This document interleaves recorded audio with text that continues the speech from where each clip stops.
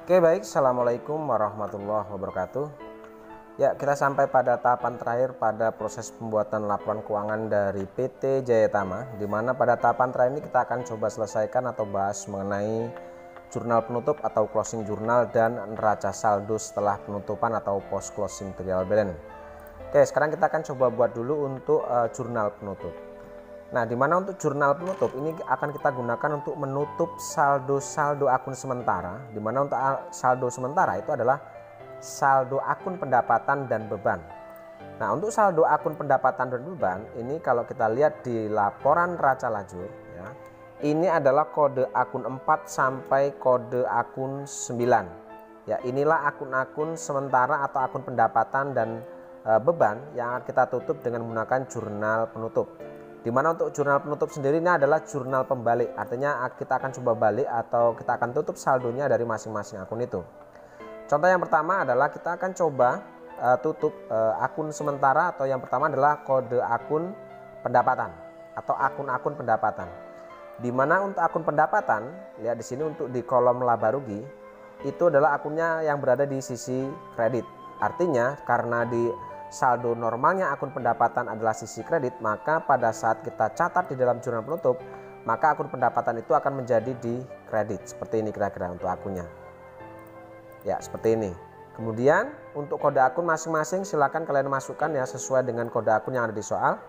Kemudian nominal dari akun-akun pendapatan yang ada di neraca lajur ini, di sini kita masukkan, di sini di sisi debit, akun pendapatan ada di sisi kredit, maka di sini akan kita masukkan di sisi debit. Ya, seperti ini.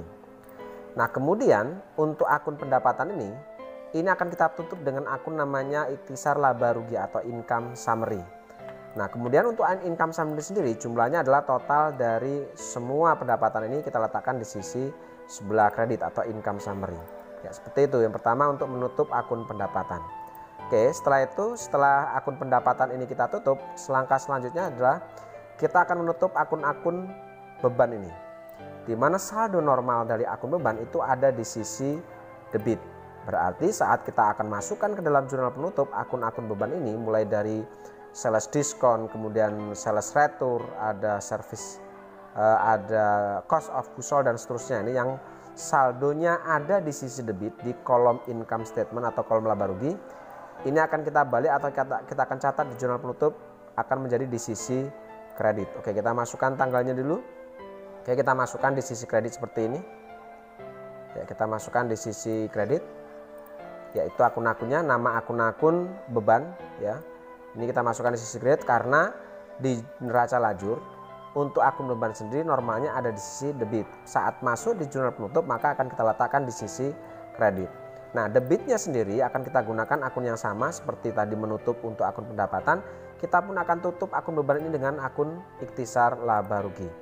Lalu selanjutnya kita masukkan kode-kode akunnya di sisi ref ini. Lalu kita masukkan saldo semua akun beban ini. Kita masukkan semua saldo akun beban ini ke dalam jurnal penutup di sisi kredit. Ya, seperti ini.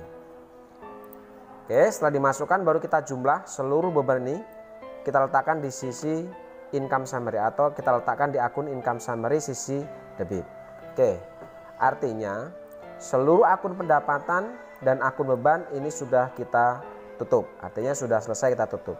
Kemudian dari adanya jumlah pendapatan dan jumlah nilai beban ini, otomatis akan ada namanya selisih laba, yaitu laba bersih setelah pajak ini 1.292.000.000 sekian ini.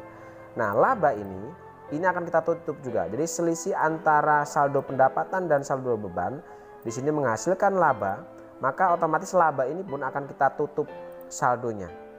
Nah, saldo jurnal penutup untuk menutup akun pendapatan ini atau menutup akun laba ini, jurnalnya di sini akan kita catat dengan tanggalnya kita masukkan tanggal 31. Jurnalnya adalah income summary pada return earning. Ya, otomatis adanya laba atau adanya selisih saldo pendapatan dan beban ini otomatis akan menghasilkan atau akan menambah nilai return earning atau laba ditahan. Sehingga jumlahnya di sini masing-masing kita masukkan jumlah dari laba ini, yaitu 1.292.000.000 292 juta sekian itu. Kita masukkan di sisi debit dan sisi kredit. Oke, itu untuk akun atau untuk selisih dari pendapatan benar atau labanya. Kemudian setelah laba ini kita tutup, langkah selanjutnya di sini ada dividen. Perhatikan, jika ada dividen atau akun dividen atau ada saldo dividen, maka dividen ini pun akan kita tutup di jurnal penutup. Karena jangan sampai dividen ini pada saat tahun akuntansi atau tahun siklus akuntansi berikutnya dividen ini akan ada saldo gitu. Jadi kita tutup di sini. Oke, saldo dividen ini akan kita tutup dengan menggunakan akun income summary pada dividen. Di mana dividen ini saldo normalnya kalau kita lihat di neraca lajur di sini dividen saldonya ada di sisi debit ya, ada di sisi debit, sehingga pada saat masuk di jurnal penutup dividen akan berada di sisi kredit. Lalu jumlahnya kita masukkan sesuai jumlah debitnya yaitu 37.500. Oke, artinya setelah dividen kita tutup berarti tidak ada akun-akun lagi yang perlu ditutup. Kemudian kita akan jumlahkan sisi debit dan sisi kreditnya, didapat di sini 16.444.626.500. Sisi debit dan kredit sama. Inilah jumlah dari jurnal penutup atau closing jurnal. Oke, tahapan terakhir setelah closing jurnal selesai, kita akan masuk pada neraca saldo setelah penutupan. Di mana untuk menginput atau mengisi daftar saldo setelah adanya penutupan, maka yang pertama kalian harus ingat pada saat membuat jurnal penyesuaian, maka otomatis semua saldo-saldo yang muncul di jurnal penyesuaian ini harus kalian posting semua ke dalam buku besar. Cara postingnya sama seperti biasanya ya. Jadi pastikan dulu sebelum kalian membuat neraca saldo setelah penutupan, maka semua akun yang muncul di jurnal penyesuaian ini harus kalian posting ke buku besar. Kemudian selanjutnya jurnal penutup pun sama, semua akun yang muncul di jurnal penutup ini pun akan kalian masukkan atau harus kalian posting ke dalam buku besar sebelum kita buat neraca saldo setelah penutupan. Oke, jika kalian belum posting atau belum memasukkan seluruh akun yang muncul di jurnal penyesuaian ke buku besar, caranya sama pada saat kalian posting dari jurnal khusus ke buku besar. Caranya perhatikan di sini, misal di jurnal penyesuaian ada cash in bank muncul di sisi debit, maka di sini di buku besar cash in bank kalian harus posting atau harus kalian masukkan di cash in bank atau buku besar cash in bank yaitu tanggal 31. Perhatikan di sini sudah saya masukkan itu dari AJP, kemudian di AJP tadi atau di adjustment tadi muncul di sisi debit, maka harus kalian posting ke sisi debit. Lalu saldonya kalian hitung, sebelumnya ada saldo debit untuk cash in bank itu 892 juta sekian.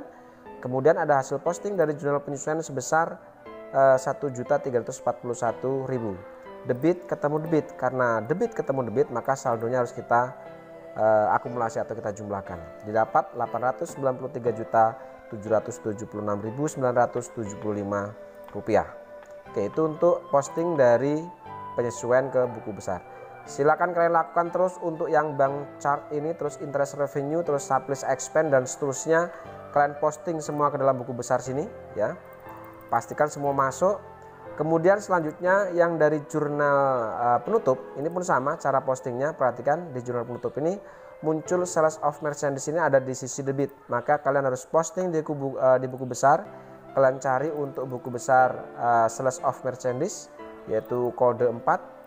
Cara postingnya sama ya, kita masukkan di sini. Di sini ada sales of merchandise. Kalian masukkan tanggalnya, kemudian keterangannya closing journal karena datanya kita ambil dari closing journal. Kemudian tadi di sales of merchandise di closing journal itu ada di sisi debit. Berarti kalian harus posting ke sisi debit. Kemudian kalian hitung untuk saldonya. Masuk kolom saldo, di sini saldonya sebelumnya ada 8.140.125.000. Kemudian ada hasil posting dari jurnal penutup sebesar jumlah yang sama yaitu 8.140.125.000. Sehingga pada akhir periode saldo untuk sales of merchandise itu menghasilkan saldo 0.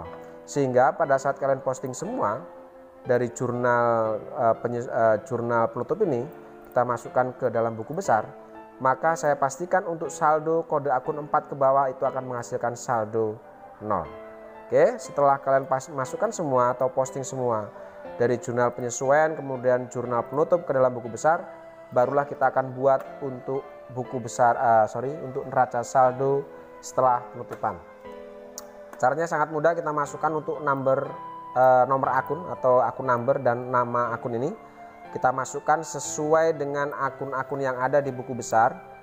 Karena yang akan kita catat di neraca saldo setelah penutup itu adalah akun-akun yang hanya ada nominalnya, maka di sini saya pastikan untuk neraca saldo setelah penutupan itu hanya ada akun kode 1 sampai kode 3 yang masih ada sisa saldonya. Lalu cara merekap saldo-saldo yang muncul di buku besar setelah adanya jurnal penutup dan penyesuaian, caranya adalah kita tinggal memindahkan saja saldo akhir di buku besar. Ya, di buku besar kita pindahkan saja di sini. Misalnya di sini ada cash in bank menghasilkan saldo akhir adalah 893 juta, maka kita masukkan di neraca saldo setelah penutupan di sisi debit dengan jumlah yang sama, yaitu 893 juta sekian. Kemudian kita masukkan petty cash, lihat di buku besar petty cash, kita ambil saldo akhirnya.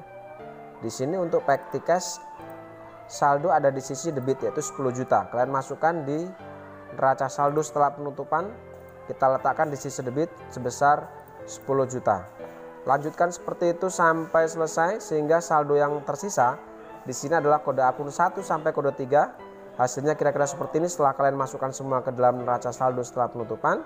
Setelah itu kalian jumlahkan sisi debit dan kreditnya sehingga jumlahnya sama. 4.827.456.575 rupiah. Oke, saya rasa untuk laporan keuangan PT Jaya Tama paket 3 untuk uji kompetensi tahun 2002 saya anggap selesai sampai di sini. Kita akan lanjut pada pembahasan soal uji kompetensi tahun 2002 yaitu paket 1 mengenai perusahaan jasa. Terima kasih. Assalamualaikum warahmatullahi wabarakatuh.